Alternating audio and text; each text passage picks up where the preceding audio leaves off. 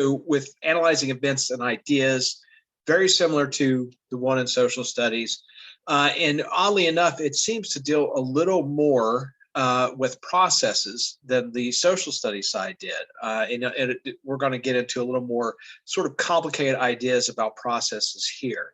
Hitting that from the language arts side, it won't be long. Actually, when we finish this unit, we'll move away from nonfiction in RLA reading to literary work. So we'll actually start looking at some fiction. We'll get a break from all the nonfiction that we've been doing, both in social studies and in language arts, and we'll start learning some new stuff as far as like characterization and plot and things like that. So let's go ahead and take a look here. Analyzing events and ideas.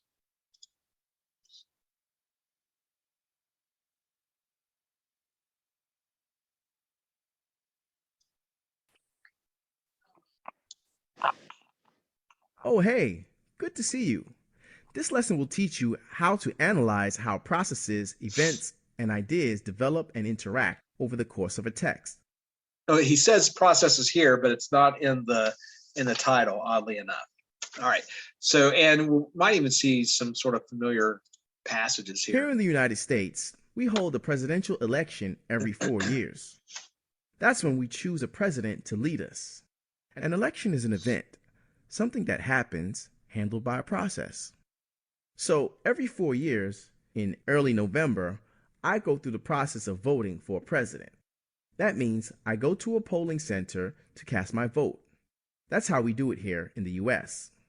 That's our process. The event and the process, though, serve a larger idea. America holds elections because America is a democracy. That's the idea behind America. We are a government of the people, by the people, for the people. Our elections represent the idea of democratic rule. That's what I want to talk about today: events, ideas, and processes. They fit together in ways you might not expect. Let me show you what I mean.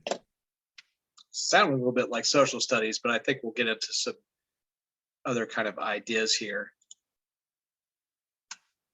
Whether you're talking about fiction, nonfiction, or real life, an event is something that happens. An event can be fast and sudden, like a car crash, or an event can take more time, like the American Revolution. You and I experience events in our daily lives, like maybe I go shopping for groceries. That's an event. Maybe I take my car in to get the oil change. That's an event too. Maybe Dwayne and I go to a baseball game. That's definitely an event. Events can have good or bad consequences. If I don't buy groceries, I might run out of food. If I don't change my oil, I could damage my car. If I don't go to the game with Dwayne, he might catch a home run instead of me. When you're reading a story, events help move the plot along. That's because events can cause other events to happen. Like in 1440, Johannes Gutenberg invented the printing press. That was an event that made printing a lot faster. Before the printing press, pages were copied by hand at 2 pages an hour. That's slow. The printing press could print 20 pages an hour. Way faster. This led to mass production of books and newspapers. Journalism was born. Literacy increased around the world. The printing press led to the scientific revolution as part of the Enlightenment. One event, the invention of the printing press, caused a whole chain of events to happen. Events can bring change. Events can bring new ideas. Keep in mind, though, events might be seen differently by different people. History has its winners and losers. So do stories in general.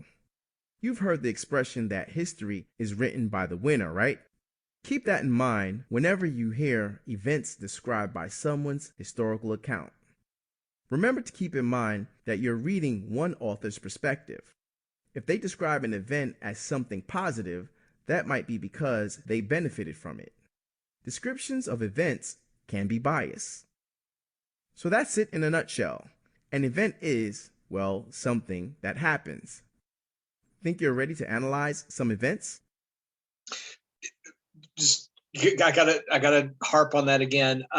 What he is saying though about events being biased hits much closer, right? So the history that is written by the victors will have that perspective of, they had the just reason to, do what they did. So, and that's where that kind of idea of that it's written by the winners comes from, because that is the one that tends to be perpetuated initially, right? Along the way, we evaluate that, we review that, other sources become available, and we get a better understanding. So yes, depending on your viewpoint and depending on what side of a battle you are on, or what side, what country you're from, you definitely have a different perspective that will have some bias involved. So that is, like it says, different people see things differently. You can still be wrong even if you have a different perspective, right? No matter how you slice it, the Holocaust happened, right? There's no denying it, even though people try. There's this continuing idea in the US of softening the idea of what slavery meant, and apologizing for it. Well, I shouldn't say apologizing, but an apologia, justifying it, or this doesn't have still a significant impact today, and they're wrong. It's just wrong. So even with a different, now you can have other perspectives on that, what it may mean, and that's fine. But there is also the reality that you can look at history in a completely erroneous way. The way you have interpreted it, your perspective is crap. This is the only way to put it, and denying the way events unfolded and happened. So that's something to take into account as well. So, and oftentimes that is because that history is not written by the winners, but it's written by the losers. People from the South still complain about the Civil War and the outcome. There's people that were affected by World War II that want to deny the Holocaust and things like that. Answer best describes an event that happened because of the Great Migration. Just another, event that we discussed, right? The Great Migration out of the South. This might be a different passage. We'll go ahead and read it through here. So before 1910, most African Americans lived in the rural South. I think might be the same one. Starting in 1916, however, many of them moved north. This resulted in more African Americans in urban centers. By 1970, 80% of African Americans lived in cities. Half of those cities were in northern states. Historians call this decades-long event the Great Migration. Most African Americans were looking for better jobs. Large cities had more of them to offer. People also hoped to escape unfair segregation laws in the South. White Southern elites worried about the Great Migration. If enough former slaves moved north, Southern elites would be left without labor. To halt the loss of workers, some elites addressed the concerns of their workers. By 1954, the South saw improved race relations and a stronger job market. This caused some workers to return to the South. After all, the South had a lower cost of living. The South was also their home. This second migration served as a family reunion. Many African Americans returned to the South and reunited with their families that they left behind. All right. So, and more context to that, by 1954, you had a great investment in the South by the defense industry. So there was a lot of manufacturing jobs that were moved to sites like Mobile, Alabama, and other, southern cities, thanks to the work of their senators in Washington, D.C. They were able to get these government contractors to move or locate in the South. So a lot of that defense money was going to southern states at the time, which cause and effect also help bring people back to the South for those types of jobs, or in support of those types of industries. Okay, So, which answer best describes an event that happened because of the Great Migration? So, what was another event that happened because of this event? Sort of thinking back again about cause and effect. So, white Southern elites tried to lure African Americans back to the South. Okay. We did deal, I think this is going to look different. We had some similar questions and answers. The passage What? doesn't say that the Great Migration caused the South to have a lower cost of living. Wait. White Southern elites. I just clicked on the wrong one.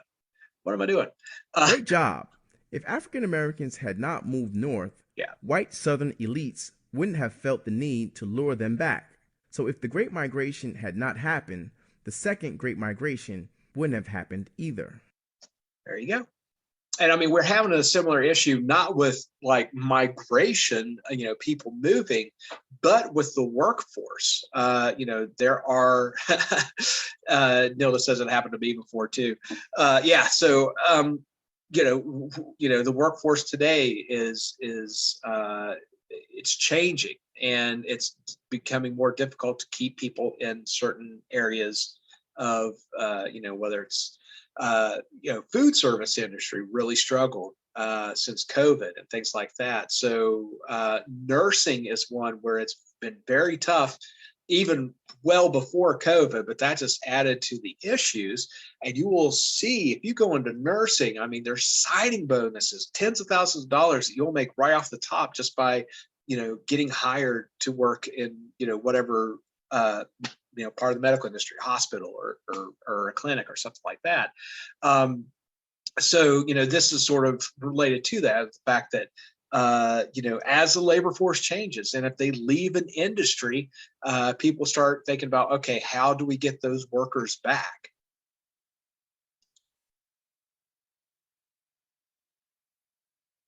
Now let's talk about ideas. I'm going to discuss three kinds: principles, purposes, and plans. A principle is an idea that we believe to be true. In the US, we believe in the principles of equality, justice, and democracy. Metaphysical facts, if you remember from yesterday, right?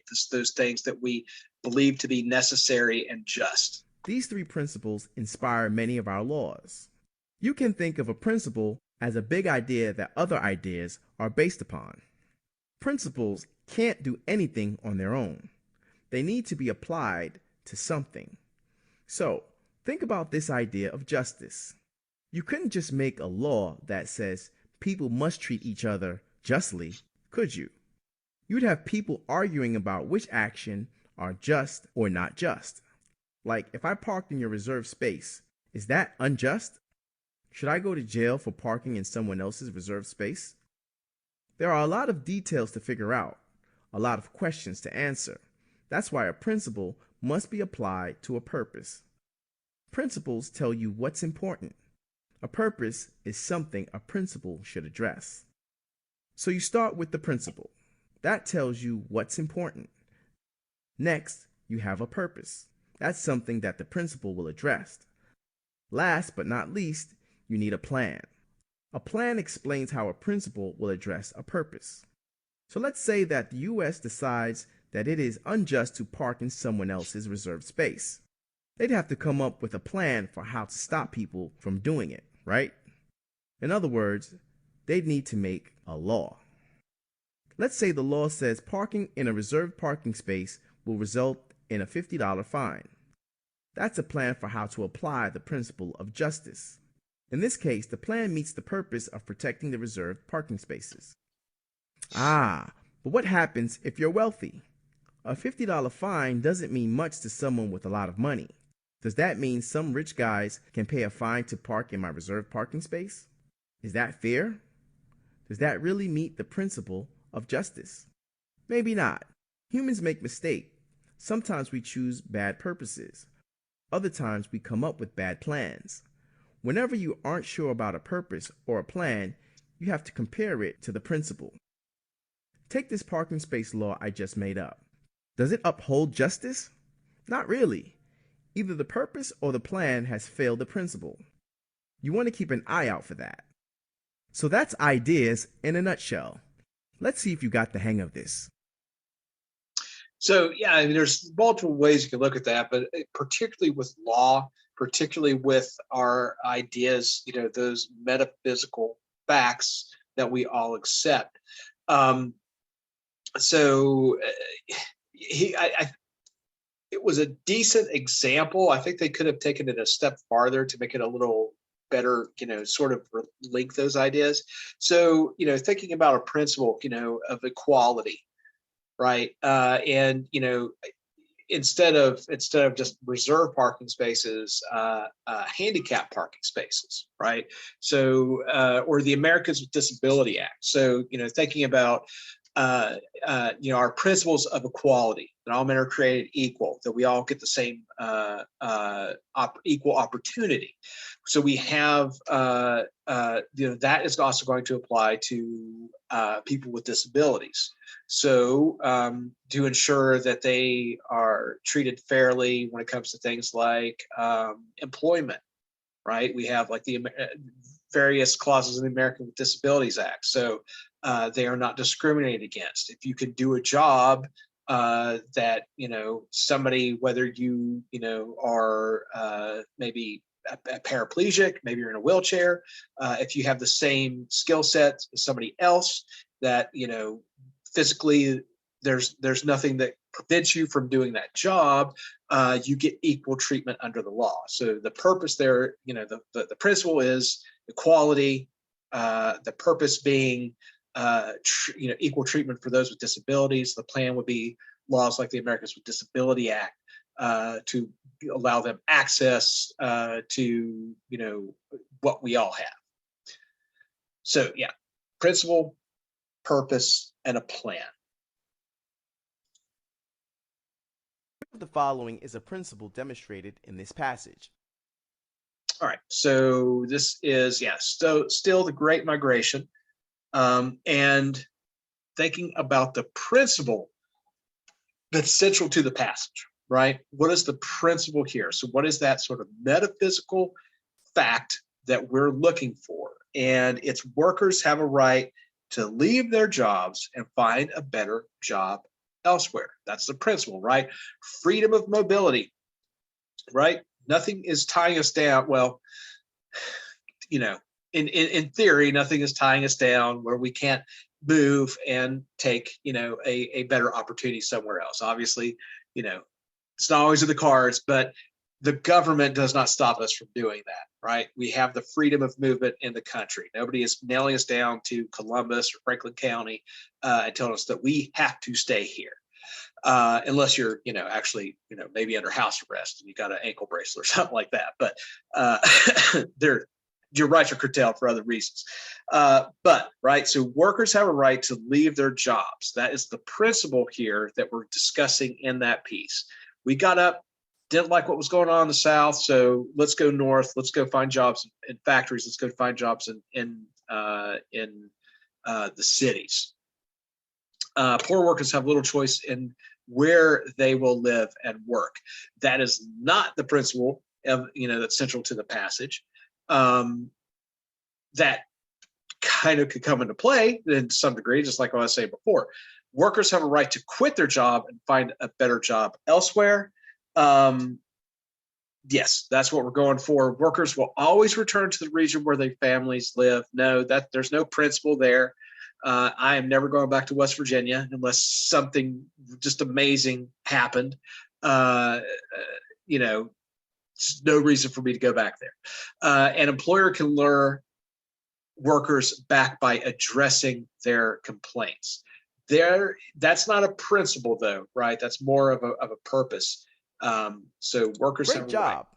At this point in history, African Americans are no longer slaves. That means they are free to leave their employer and seek out better work elsewhere. Before now, slavery had been violating this principle. Right. When we says before now, talking about the early 1900s, not present day.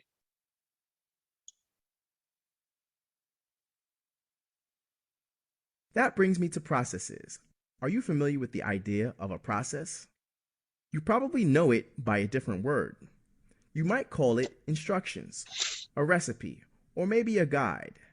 A process is the steps you follow in order to do something. Doing different things require different processes. I use processes every day. Most people do. Think about brushing your teeth, for example. That's a process. Look here. Do these steps look familiar? You might use a slightly different process, but you use a process. The process explains what to do and what order to do it in. I know what you're thinking. What does any of this have to do with events and ideas? Well, lots of events require processes, right? Think about voting. That has both an event and a process. An election is an event. The way you cast your vote is a process. Oh, and remember plans? That's a kind of idea. Sometimes plans need one or more processes to make them work, especially if the plan involves other people. If people don't know what to do, they can't help with the plan. Let's take another look at the process for brushing your teeth. Do you notice how the instructions are very specific? They even tell you how to hold the brush. That tells you that this is a low-level process. A low-level process gives instructions in very specific terms. Okay, now take a look at this process. Notice how the instructions are kind of vague. What counts as a relaxing activity? The process assumes that you already know. That's because a high-level process is made up of low-level processes. High-level processes are not specific. They assume you already know the low-level processes for each step. Like, you might notice that the process for brushing your teeth is part of step 1. If you didn't already know how to brush your teeth, you'd have to look up that low-level process. High-level processes can even have other high-level processes beneath them. Just because a process is a lower-level process doesn't mean it's a low-level process. Again, it depends on how specific the steps are. Another kind of process is a checklist.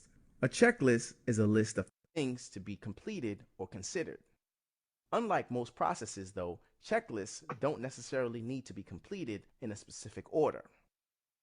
Part of brushing your teeth involves selecting a good toothbrush. So let's look at a checklist that will help us do that. See, this isn't a numbered list. The order doesn't matter here. You just need to verify that each requirement is met. If the toothbrush has soft bristles, fits in your mouth, and is easy to hold, you're good to go. So that's the basics of how processes work. Why don't you try analyzing one?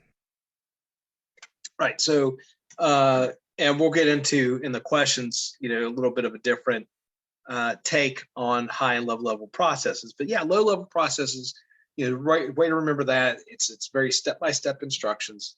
And even with high level processes, they can have other high level processes underneath them. So even with like making corn dogs in the oven, right? First one's going to be like preheat your oven to 375, whatever it is.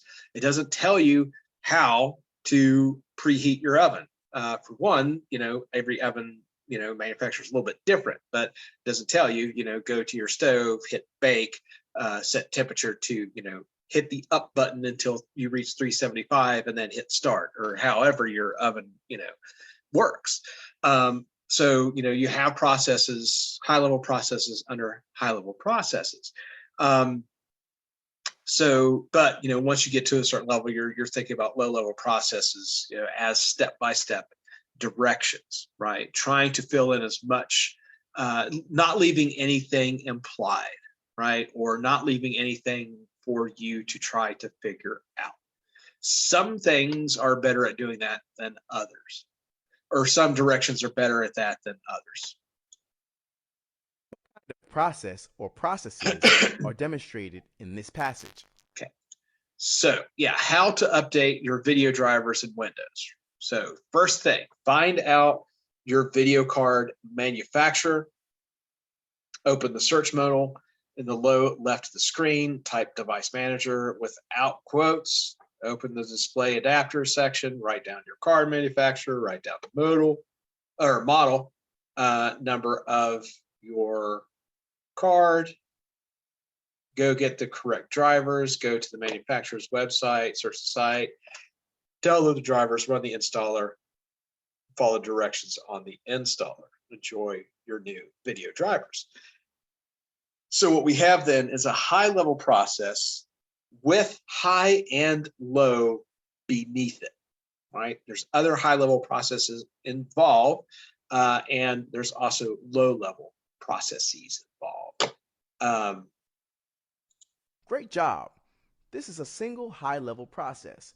Beneath it are two other lower-level processes.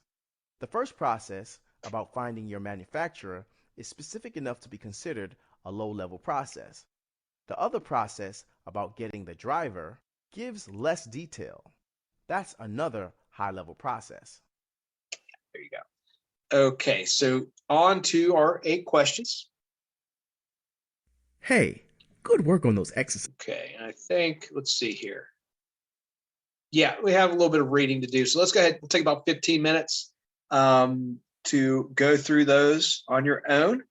And then we'll review our answers here. So right around 2:26 or so, we'll come back and start reviewing.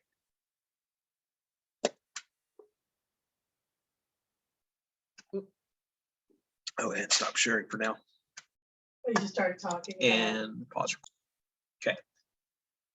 So our passage here dealing with George Washington Carver is always interested in plants. When he was a child, he was known as the plant doctor. He had a secret garden where he grew all kinds of plants. People would ask him for advice when they had sick plants. Sometimes he'd take their plants to his garden and nurse them back to health.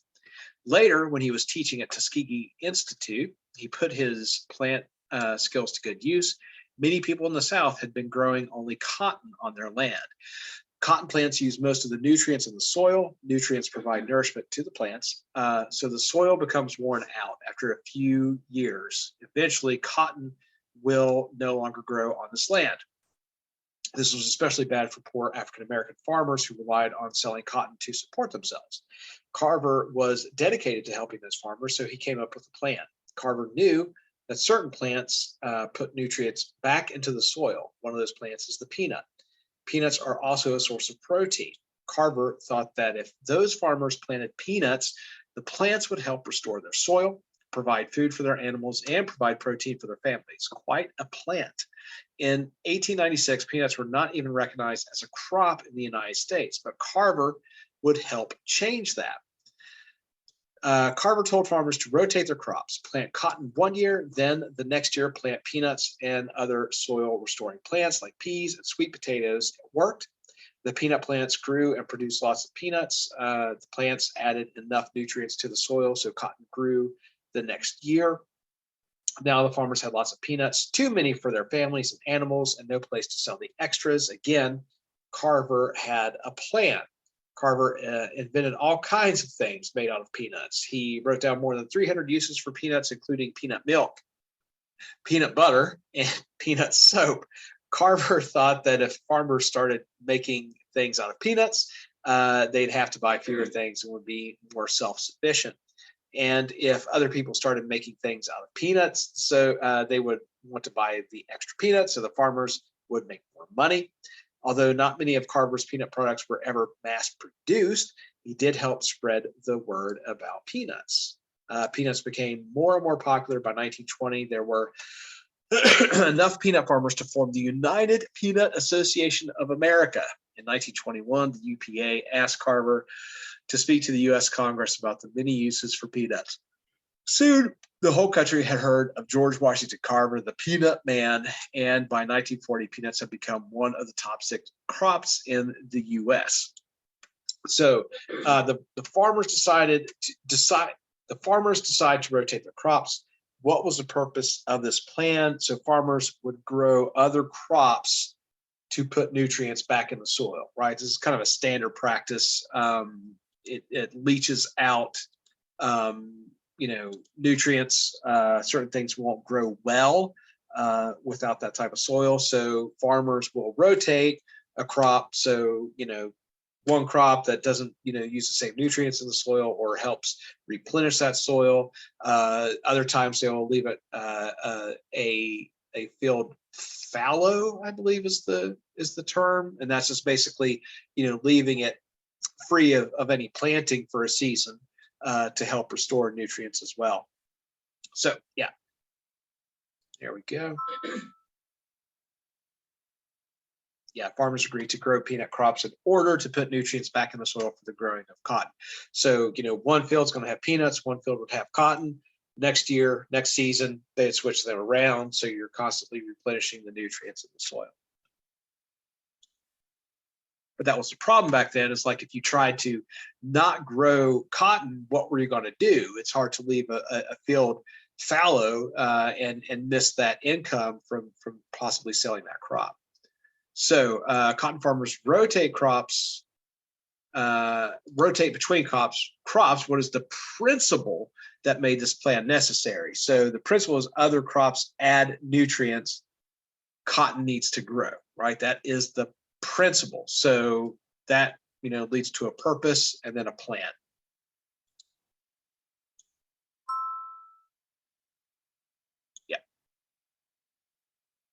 And how are these instructions organized? So back to our video drivers, they use the same example, and it's basically the same questions we had before. So it's a high level with another high level and low level processes, right? So this is one high level process, which includes another high level process and lower level processes. Okay, so that's C.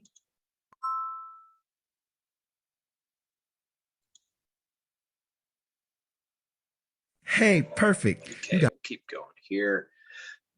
So a little more sort of social studies type information here. So civics, so we can better understand the law when we understand our communities. Laws teach us how to behave properly and inform us of the rules we all must follow. I'm not sure if it actually teaches us to behave properly.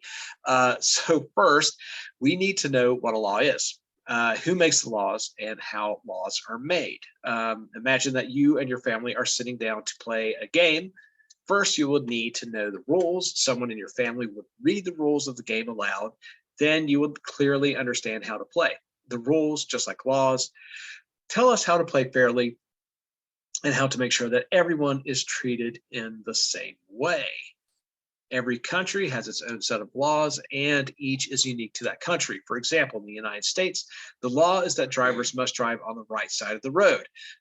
In England, on the other hand, the law is that drivers must drive on the left side of the road. If you and your family are traveling to England, you can see how knowing the law can keep you safe. Analytical facts, right? We talked about this difference of, society. Analytical fact, you drive on the other side of the road in England as you do here. For today, we will talk about how laws are made on the national level. These are called federal laws because they are made by our federal government. Everyone must follow the federal laws because we live in one nation called the United States. Federal laws are made by Congress on all kinds of matters, such as speed limits on highways. These laws make sure that all people are kept safe. The United States Congress is the lawmaking body of the federal government. Congress has two houses, the House of Representatives and the Senate. Each state also passes its own laws, which you must follow when you are in the state. If you live in Michigan, for example, you would follow the laws of that state as well as the federal laws. So now we know that a law is like a rule that we must follow. We know that Congress makes the laws, and now we will learn how they are made. Laws start in Congress when someone in the House of Representatives or the Senate wants to make a law. They start by writing a bill. A bill is like any early version or draft of the proposed law. Each Congress lasts about 2 years. During that time, senators and representatives may introduce thousands of bills, yet only some of those bills will eventually become laws. The bill has to be voted on by both houses of Congress, the House of Representatives, and the Senate. They both vote for the bill to become a law. The bill is sent to the President of the United States. He or she can choose whether or not to sign the bill. If the president signs the bill, it becomes law. If the president decides not to sign the bill into law, it is called a veto, and the bill is sent back to Congress. Congress can bypass or override the veto with a 2/3 vote in both the House and the Senate. The bill would then become a law. So, which quote from the text describes an event? So the event here is the bill has to be voted on by both houses of Congress, right? That is an event when they vote. Right, so an event is something that happens, right? Congress voting on a bill is something that happens. So which answer describes a principal idea from the passage, right? So laws tell us how to behave properly. Not a big fan of that sort of idea, but act with fairness and ensure equality. So that's the principle there, right? Particularly with act with fairness and ensure equality. All principles from the idea of the passage. Congress has two houses, the House and the Senate. Nope, that's more of a detail. Federal laws are made by Congress on all kinds of matters. That's a detail. A bill is like an early version or a draft of the proposal. The only thing here that's really a principle is that first one, right? Laws tell us how to behave properly. Okay, and so what kind of process does this passage describe for making new laws? It's high level, right? The advice gives examples more than specific instructions. So if we're looking, right, it tells us basically both houses have to vote on a bill. That bill goes to the president and it's either vetoed.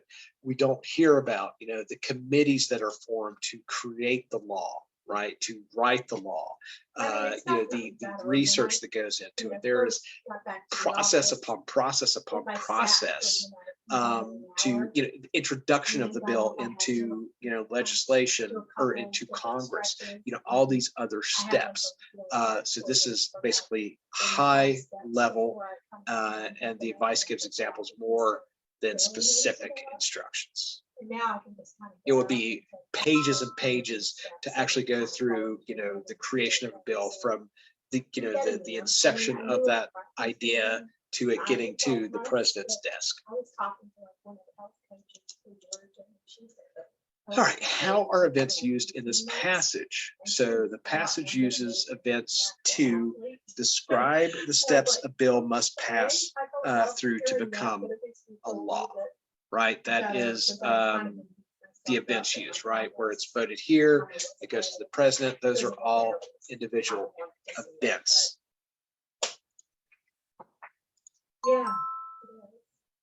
Yeah, many steps involved, right? Many levels of processes here, or high and low level processes.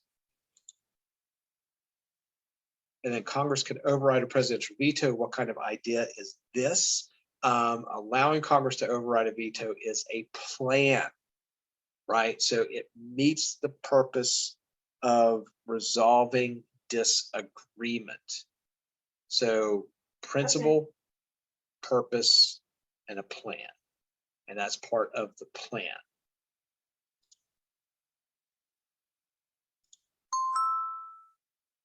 Yeah, so the principles that you want Congress to cooperate with the president to make laws. If Congress and the president can't agree, a disagreement must be resolved. That is not a good sentence. If Congress and the president can't agree, disagreement must be resolved.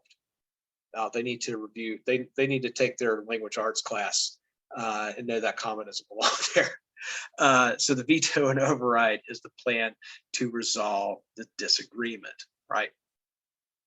And then there's another process. If it goes back to Congress, Thanks you for have taking my another lesson plan on there to events try to and get that law ideas. passed. Do you think you have a better understanding of how events and ideas work together? Remember, an event is something that happens. Events don't happen without reason, though. Events happen because of ideas. We hold elections because we believe in democracy. We celebrate birthdays because we love our friends and families. Ideas come from events, too. Americans are more cautious about air travel because of 9/11. Our idea of a phone has changed a lot since the invention of the smartphone. Events come from ideas. Ideas come from events. It never stops. Thanks for stopping by. Press results, and I'll tell you how you did. And then most importantly here, it's again thinking about how we organize our thinking, and our level of processes. This is largely what these types of lessons are about, right? How do we organize and think about structuring ideas and events and processes? So any questions on analyzing events and ideas, sort of follow up to the one we did in social studies with a little bit of a different perspective? Purpose, principle, purpose, and plan. Should we kind of remember them in that order, and then high and low level processes. Any questions? No, everybody good? Okay, so tomorrow we'll switch back over and do some grammar. And tomorrow in social studies at 12:15, we're going to do as many unit reviews as we can get through. So be prepared. I'm going to call on you guys to answer some questions tomorrow. So let's come back for 12:15 in social studies tomorrow. All right. All right. We'll see you guys then.